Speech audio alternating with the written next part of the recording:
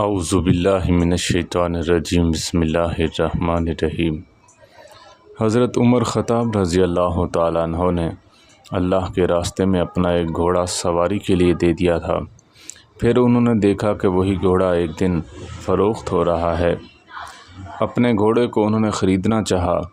اور رسول اللہ صلی اللہ علیہ وسلم سے اس کے متعلق پوچھا تو آپ صلی اللہ علیہ وسلم نے فرمایا اسے نہ خریدو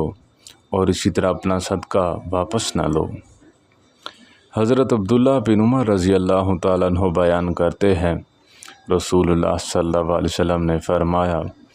نماز ظہر کا وقت زوال آفتاب سے شروع ہوتا ہے اور آدمی کا سایہ اس کے قد کے برابر ہو جائے اور عصر کا وقت نہ ہونے تک رہتا ہے اور عصر کا وقت سورج کے زرد ہو جانے سے پہلے تک رہتا ہے اور مغرب کا وقت غروب آفتاب کے بعد افق پر جو سرخی ہوتی ہے کہ رہنے تک رہتا ہے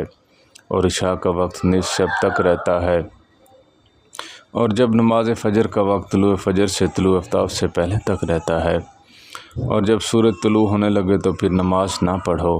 کیونکہ وہ شیطان کے سینگوں کے درمیان سے طلوع ہوتا ہے۔ حضرت ابن مسعود رضی اللہ تعالیٰ عنہ بیان کرتے ہیں رسول اللہ صلی اللہ علیہ وسلم موسم گرما میں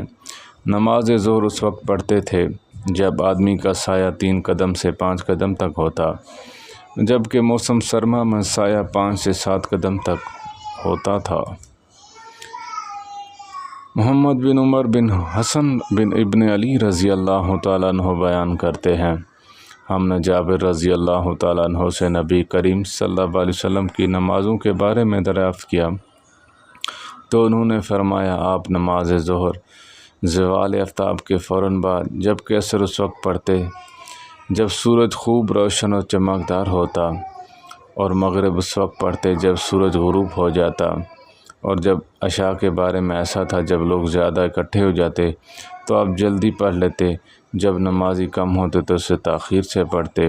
اور فجر کی نماز طریقی میں پڑھا کرتے تھے۔ حضرت ابو ہریرہ رضی اللہ تعالیٰ عنہ فرماتے ہیں رسول اللہ صلی اللہ علیہ وسلم نے فرمایا جب گرمی شدید ہو تو پھر نماز ظہر پڑھنے میں تاخیر کرو۔ حضرت عمر بن رضی اللہ تعالیٰ عنہ بیان فرماتے ہیں رسول اللہ صلی اللہ علیہ وسلم نے فرمایا جس شخص کی نماز عصر فوت ہو گئی ہو گویا اس کا گھر بار لٹ گیا ہو۔ اللہ تعالی ہم سب کو عمل کرنے اور آگے پھیلانے کی توفیق عطا فرمائے۔ وآخر دعوانا ان الحمد للہ رب العالمین۔